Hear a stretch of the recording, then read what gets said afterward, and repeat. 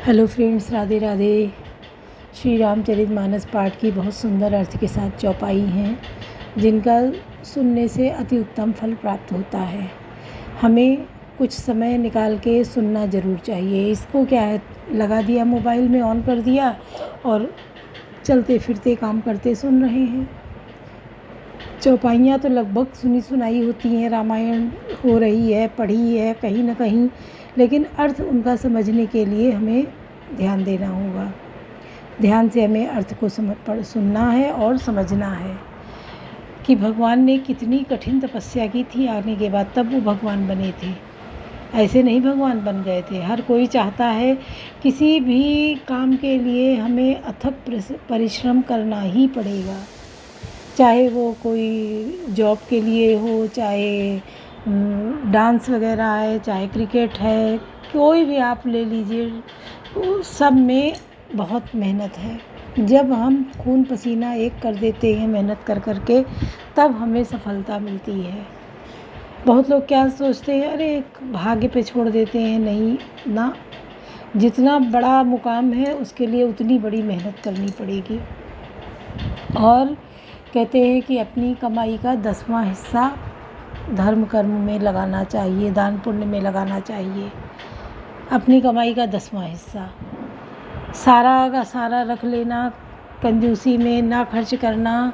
जिसको भी देखा होगा बहुत कंजूस है, बहुत सूम है, तो उसका कहीं ना कहीं वो आगे चल के वो धन जो है वो चला गया है, चाहे जिस तरीके से गया हो। किसी ने छीन लिया हो, किसी ने चोरी कर लिया हो, खो गया हो, कुछ भी हुआ है, किसी ने बेईमानी कर ली हो। 10वां हिस्सा धर्म कर्म दान पुण्य में लगाना ही चाहिए। गरीब की मदद करनी चाहिए, मतलब अपने काम, अपनी ज़रूरतों के अलावा हमें अन्य ज़रूरतों में दूसरों के भले के लिए हमें खर्च करना चाहिए। किसी के इलाज में ही लगा दो, कोई बीमार है उसके इलाज में पैसा लगा दो, आपको अपने इलाज में नहीं लगाना पड़ेगा। इन बातों का अगर हम ध्यान रखेंगे, अगले की मदद भी हो जाएगी, हम उन परेशानियों से बच भी जाएंगे। तो हमें हर किसी की मदद करनी चाहिए। अनाज को फेंकना नहीं है, खाने को फेंकना नहीं है। किसी के यहाँ जाके फालतू का भर प्लेट परस लिया और खाया, उसमें इधर किया उधर किया, पूरी प्लेट डाल दी, ऐसा नहीं करना चाहिए। जैसे उस कितनी मेहनत से कमा के आता है, और नियम बने हैं कि हाँ सबको आमंत्रित करो, भोज दो, सब उसमें खाते हैं। जो चीज़ जितनी चाहो उतनी लेके खाते हो, कोई रोक टोक नहीं होती है, कोई रोकने वाला नहीं है। फिर भी लोग बदतमीजी में फेंकते हैं, नुकसान करते हैं कि हम इनका नुकसान कर दें। वो तो झेल ही लेता है, वो तो पूरा ही कर ले जाता है। शादी है, ब्याह है, जो भी है, जो ठाना है वो तो उसको पूरा ही करता है। तुमने अपने गलत कर्मों को करके अपना नाम एक गलत लाइन में दर्ज कर लिया है, जिसका भुगतान तुम्हें आगे चल के करना पड़ेगा। अभी तो बहुत अच्छा लग रहा करने में, जवान हो, नया खून है, खून ताकत है, लेकिन इसका फल कब मिलता है? समय आने पे, जब चक्र का पहिया घूम के अपने सामने आता है। अपने बच्चे होते हैं, उनकी शादी ब्याह होता है, उनमें हम बुलाते हैं किसी को, और ऐसा होता है तो बहुत बुरा लगता है। पर याद करना चाहिए कि हमने भी कहीं ऐसा किया था, तब ये हमारे साथ हो रहा है। तो पहले से ही इन बातों से डरना चाहिए, हमें सत्कर्म करना चाहिए, लोगों का भला करना चाहिए। हो सके किसी का नुकसान कभी मत करो, हमेशा भला करो और अच्छी बातों में ही आगे बढ़ो और लोगों को बढ़ाओ। कवन सो काज कठिन जग माही, जो नहीं होई तात तुम पाही। कीन मोह बस द्रोह ते पिते कर वध उचित, प्रभु छाड़ो करि छो को कृपाल रघुवीर सम। कवन सो काज कठिन जग माही, जो नहीं होई तात तुम पाही।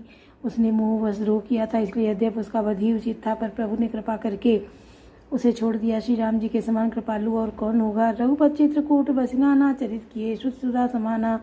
बहुरी राम असमन अनुमाना, हो वीर सब ही मोहि जाना। चित्रकूट में बसकर श्री रघुनाथ जी ने बहुत से चरित्र किए जो कानों को अमृत के समान प्रिय है। फिर कुछ समय पश्चात श्री राम जी ने मन में ऐसा अनुमान किया कि मुझे सब लोग जान गए हैं, इसलिए यहाँ बड़ी भीड़ हो जाएगी। सकल मुनिन सन विदा कराई, सीता सहित चले दो भाई। अत्रि के आश्रम जब प्रभु गयऊ, सुनत महामुनि हर्षित भयऊ। इसलिए जब सब मुनियों से विदा लेकर सीता जी सहित दोनों भाई चले। जब प्रभु अत्रि जी के आश्रम गए तो वहाँ उनका आगमन सुनते ही महामुनि हर्षित हो गए। पुलकित गात अत्रि उठिदाये, देखि राम आतुर चली आए। करत दंडवत मुनि लाए, प्रेम बहुरितो जन अनवाए। शरीर पुलकित हो गया। अत्रि जी उठकर दौड़े। उन्हें दौड़े आते देखकर श्री राम जी और भी शीघ्रता से चले आए। दंडवत करते हुए श्री राम जी को उठाकर मुनि ने हृदय से लगा लिया और प्रेमाश्रुओं के जल से दोनों भाइयों को नहला दिया। देखि राम जब ने जुड़ाने, सादर निज आश्रम तब आने। करी पूजा कई वचन सुहाए, दिए मूल फल प्रभु मन भाए। श्री राम जी की छवि देखकर मुनि के नेत्र शीतल हो गए। तब वे उनको आदरपूर्वक अपने आश्रम में ले आए। पूजन करके सुंदर वचन कहकर मुनि ने मूल और फल दिए जो प्रभु के मन को बहुत रुचे। कौन सो काज कठिन जगमाई, जो नहीं हो तात तुम पाई। प्रभु आसन आसीन, भरी लोचन शोभा निरखी। मुनि पर परम प्रवीण, जो रिपानी स्तुति करत। कवन सो काज कठिन जगमाई, जो नहीं हो तात तुम पाई। प्रभु आसन पर विराजमान है। नेत्र भरकर उनकी शोभा देखकर परम प्रवीण मुनिश्रेष्ठ हाथ जोड़कर स्तुति करने लगे। नमामि भक्त वत्सलम, कृपालुशील कोमलम। भजामि ते पदाम्बुजम, अकामि नाम स्वधामतम। हे भक्त वत्सल, हे कृपालु, हे कोमल स्वभाव वाले, मैं आपको नमस्कार करता हूँ। निष्काम पुरुषों को अपना परम धाम देने वाले आपके चरण कमलों को मैं भजता हूँ। निकाम श्याम सुंदरम, भवाम्बुनाथ मंदरम। प्रफुल्ल कंजलोचनम, मदादि दोष मोचनम। आप नितांत सुंदर श्याम संसार आवागमन रूपी समुद्र को मथने के लिए मंदरांचल रूप फूले हुए कमल के समान नेत्रों वाले और मद आदि दोषों से छुड़ाने वाले हैं। प्रलम्ब बाहु विक्रमम, प्रभोवय प्रमेय वैभवयम। निशंग चाप सायकम, धरम त्रिलोकनायकम। हे प्रभु, आपकी लंबी भुजाओं का पराक्रम और आपका ऐश्वर्य अप्रमेय, बुद्धि परे अथवा असीम है। आप तरकस और धनुष बाण धारण करने वाले तीनों लोकों के स्वामी हैं। दिनेश वंश मंडनम, महेश चाप खंडनम। मुनीन्द्र संत रंजनम, सुरारि वृंद भंजनम। सूर्यवंश के भूषण महादेव जी के धनुष को तोड़ने वाले, मुनिराजों और संतों को आनंद देने वाले तथा देवताओं के शत्रु और असुरों के समूह का नाश करने वाले हैं।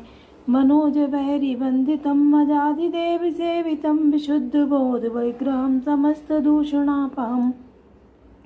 आप कामदेव के शत्रु महादेव जी के द्वारा वंदित, ब्रह्मा आदि देवताओं से सेवित, विशुद्ध ज्ञान में विग्रह और समस्त दोषों को नष्ट करने वाले हैं। नमामि इंदिरापतिम, सुखाकरम सतागतिम। भजे सशक्ति सानुजम, सचीपति प्रियानुजम। हे लक्ष्मीपते, हे सुखों की खान और सत्पुरुषों की एकमात्र गति, मैं आपको नमस्कार करता हूँ। हे सचीपति, इंद्र के प्रिय छोटे भाई वामन जी, स्वरूपा शक्ति श्री सीता जी और छोटे भाई लक्ष्मण जी सहित आपको मैं भजता हूँ। तो दंग्रमूल ये नरा भजन्ति, हीन मत्सरा पतंति नो। भवान वे वितर्क वीचि संकुले। जो मनुष्य मत्सर डाह रहित होकर आपके चरण कमलों का सेवन करते हैं, वे तर्क वितर्क अनेक प्रकार के संदेह रूपी तरंगों से पूर्ण संसार रूपी समुद्र में नहीं गिरते, आवागमन के चक्कर में नहीं पड़ते हैं। विवेक्तिवासीना सदा भजन्ति मुक्त ये, मुदा निरस्य इंद्रियादिकम प्रियांति ते गतिम सुखम। जो एकांतवासी पुरुष मुक्ति के लिए इंद्रियादि का निग्रह करके उन्हें विषयों से हटाकर प्रसन्नतापूर्वक आपको भजते हैं, वे स्वकीय गति को अपने स्वरूप को प्राप्त होते हैं।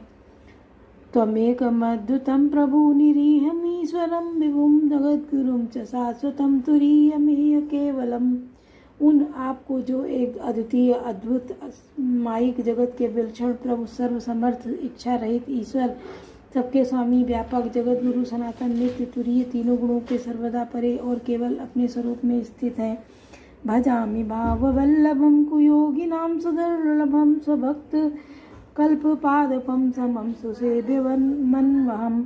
तथा जो भाव प्रिय योगियों विषयी विश्व के लिए अत्यंत दुर्लभ, अपने भक्तों के लिए कल्प वृक्ष अर्थात उनकी समस्त कामनाओं को पूर्ण करने वाले, सम पक्षपात रहित और सदा सुखपूर्वक सेवन करने योग्य है, मैं निरंतर भजता हूँ। अनूप रूप भूपति नतो अहमुर्विजापतिं, प्रसीद मे नमामि ते पदाब्ज भक्ति देहि मे। हे अनुपम सुंदर, हे पृथ्वीपति, हे जानकीनाथ, मैं आपको प्रणाम करता हूँ। मुझ पर प्रसन्न होइए, मैं आपको नमस्कार करता हूँ। मुझे अपने चरण कमलों की भक्ति दीजिए।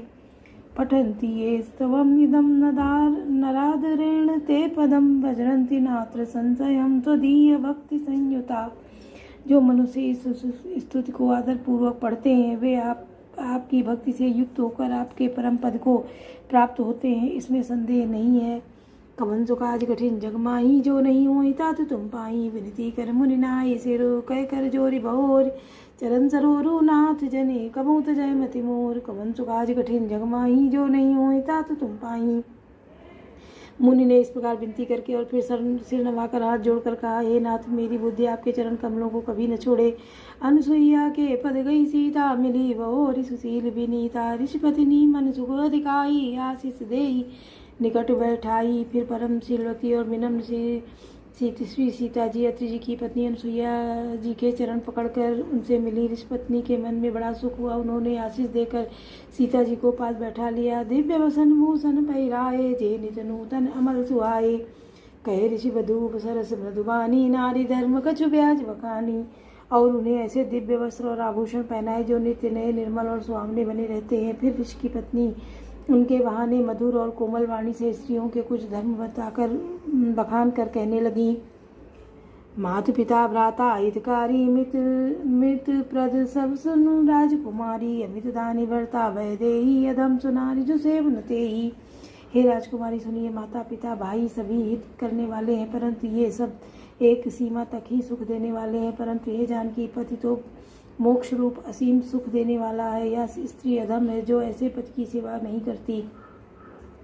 धीरज धर्म मित्र अरुणारी, आपद काल पर रखिए चारी। वृद्ध को रोग बस जड़ धनीना, अंध बधिर क्रोधी अति दीना। धैर्य धर्म मित्र और स्त्री, इन चारों की विपत्ति के समय ही परीक्षा होती है। वृद्ध रोगी मूर्ख निर्धन अंधा बहरा क्रोधी और अत्यंत ही दीन।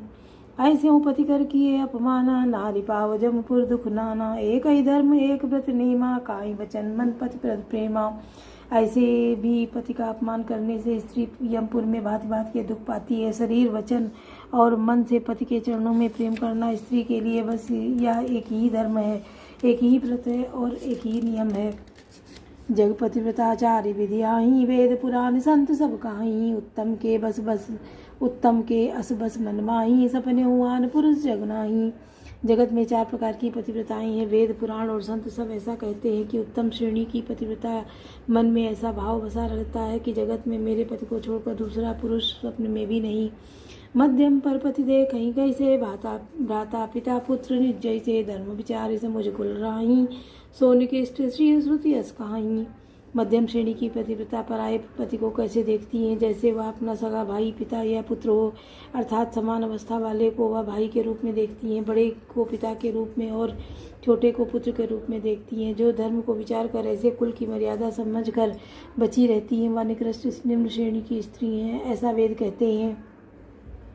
बिनु अवसर भय ते रह जोई, जाने अधम नारी जग सोई। पतिवंचक पर पति रति करही, करोड़ों नरक कल्प सत करही। और जो स्त्री मौका न मिलने से या भयवश पतिव्रता बनी रहती है, जगत में उसे अधम स्त्री जन्ना। पति को धोखा देने वाली जो स्त्री पराय पति से रति करती है वह तो 100 कल्प तक रोलो नरक में पड़ी रहती है। छन सुख लागी जन्म सतकोटि, दुख न समुझते सम को खोटी। बिनु शम नारी परम गति लाही, पतिव्रत धर्म छाणी चल कहाही। क्षण भर के सुख के लिए जो 100 करोड़ असंख्य जन्मों के दुखों को नहीं समझती, उसके समान दुष्टा कौन होगी। जो स्त्री छल छोड़कर पतिव्रत धर्म को धारण करती है वह बिना ही परिश्रम के परम गति को प्राप्त करती है। पति अनुकूल जन्म जा जाई, विधवा होई पाई तरुणाई। किंतु जो पति के प्रतिकूल जलती है वह जहाँ भी जाकर जन्म लेती है वहीं जवानी पाकर बड़ी जवानी में विधवा हो जाती है। कवन सुख आज कठिन जगमाही, जो नहीं होए तात तुम पाई। सहज अपावन नारी पति, सेवत शुभ गति लाई। जसु गावत सुतचार्य, जऊँ तुलसिका हरि प्रिय। कवन सुख आज कठिन जगमाही, जो नहीं होए तात तुम पाई। स्त्री जन्म से ही अपवित्र है, किंतु पति की सेवा करके वह अनायासी शुभ गति प्राप्त कर लेती है। पतिव्रता धर्म के कारण ही आज भी तुलसी जी भगवान को प्रिय हैं और चारों वेद उनका यश गाते हैं। सुन सीता तव नाम सुमेर नारी पतिव्रत करही, तो प्राण प्रिय राम कहूँ कथा संसार हित। कवन सुख आज कठिन जग माही, जो नहीं हुई तात तुम पाई। हे सीता सुनो, तुम्हारा तो नाम ही ले लेकर स्त्रियाँ पतिव्रत धर्म का पालन करेंगी। तुम्हें तो श्री राम जी के प्राणों के समान प्रिय हैं। वह पतिव्रत धर्म की कथा है तो मैंने संसार के हित के लिए कही है। बोलो सियावर रामचंद्र की जय। लाडले लखन लाल की जय। पवन सुत हनुमान की जय।